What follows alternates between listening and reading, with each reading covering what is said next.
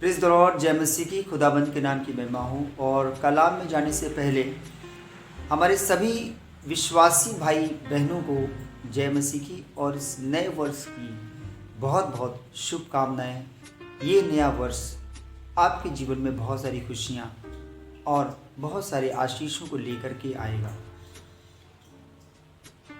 ऐसा देखने में आता है कि किसी न किसी भाई बहन के जीवन में किसी न किसी से बहुत ज़्यादा दुख या तकलीफ मिलती है। वो चाहे जॉब प्रोफेशन में हो या परिवार में हो या कहीं पे भी हो, आस पड़ोस की भी बात हो सकती है।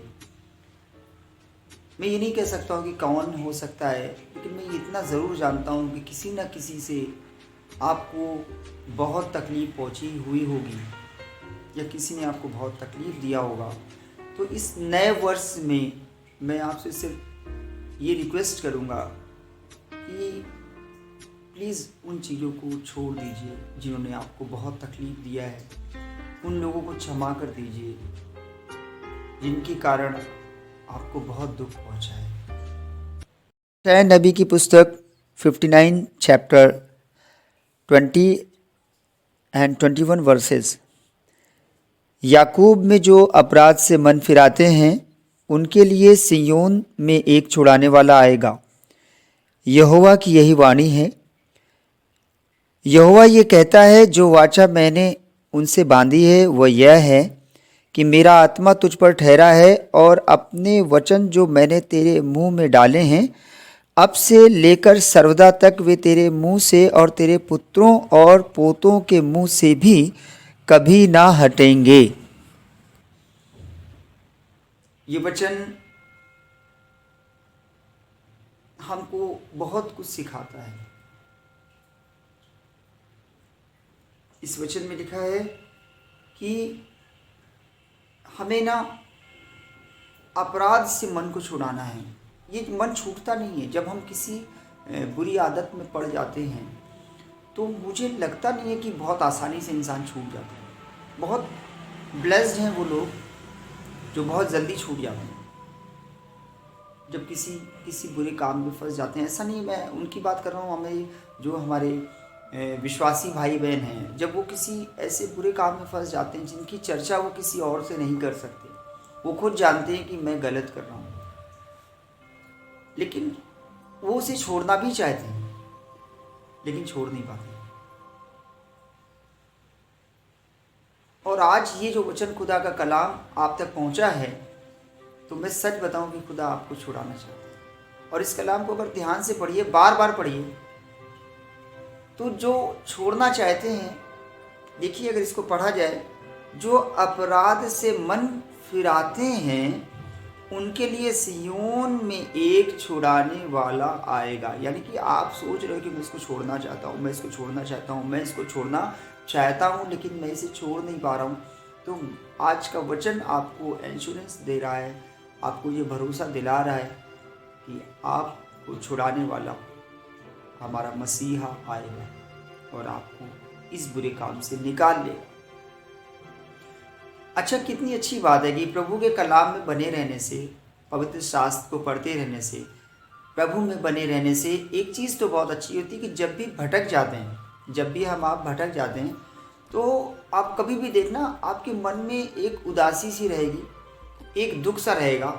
आप जानते हो कि मैं भटक गया हूँ, ये डेफिनेटली पता होता है कि मैं गलत रास्ते पे जा रहा हूँ, लेकिन एक जो दुख होता है ना, धीमे धीमे ऐसा लगता है कि मैं अच्छा नहीं कर रहा, मेरे प्रभु को ये चीज़ पसंद नहीं है, मेरे प्रभु की नज़र में मैं गिर गया हूँ, मुझे इस चीज़ को छोड़ना है। और आपका आत्मा ना जो आपको कायल कर देगा कि छोड़ो यार, एक दिन छोड़ो, एक दिन छोड़ो, छोड़ दो इसे, अच्छा नहीं, और एक दिन आप छोड़ दो।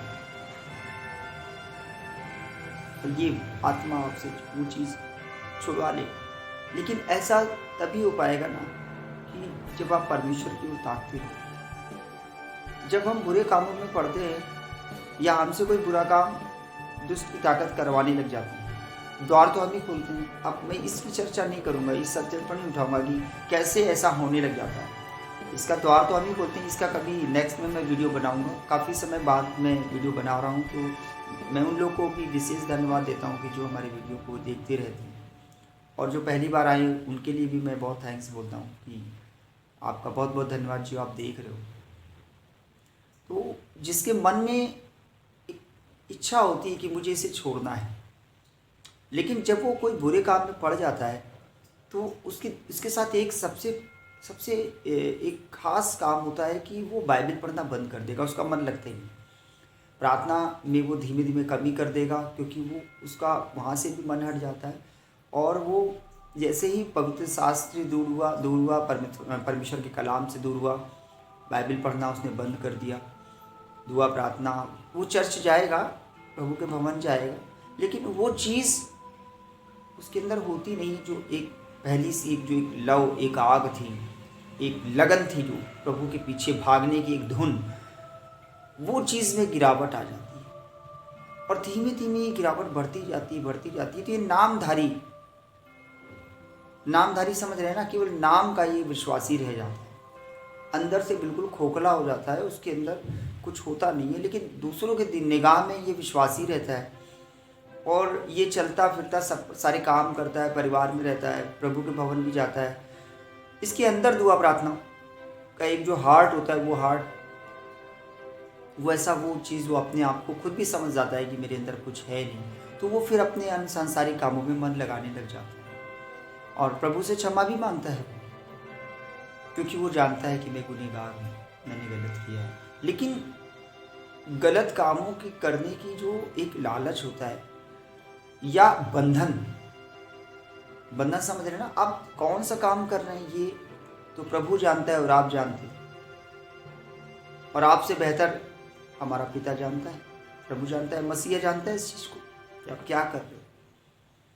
क्षमा वो इसलिए कर रहा है आपको बार बार कि शायद आप लौट के आ जाओगे, अब लौट के आ जाओगे, कि ना देख वो दरवाजे पे खड़ा तेरा इंतज़ार कर रहा है और तुम दरवाज़ा खोलोगे और वो तुम्हारे साथ अंदर आएगा, तुम्हारे साथ भोजन करेगा।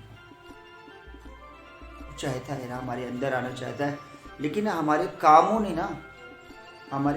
ने उसको अंदर आने से मना कर दिया, वो नहीं आ पाता।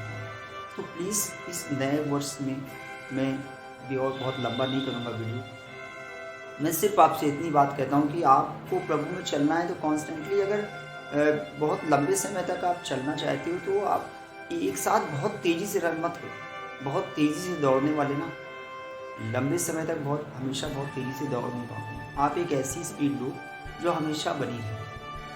ठीक है, तो प्रभु में बने रहिए, वापस आ जाइए, इसी में हमारी सुरक्षा है।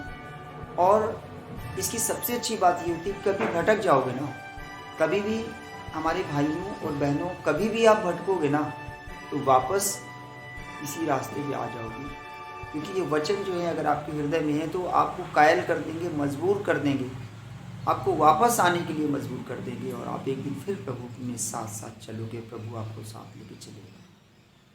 तो मैं समझता हूँ कि आप मेरी बात समझ रहे होंगे। इस नए वर्ष में लोगों को क्षमा कर दीजिए जिन्होंने आपके साथ बुरा किया है, और आगे बढ़िए, प्रभु के साथ चलिए, प्रभु में बने रहिए, उन कामों को बिल्कुल त्याग दीजिए जिनसे प्रभु की आत्मा शोकित होती है। जय मसीह।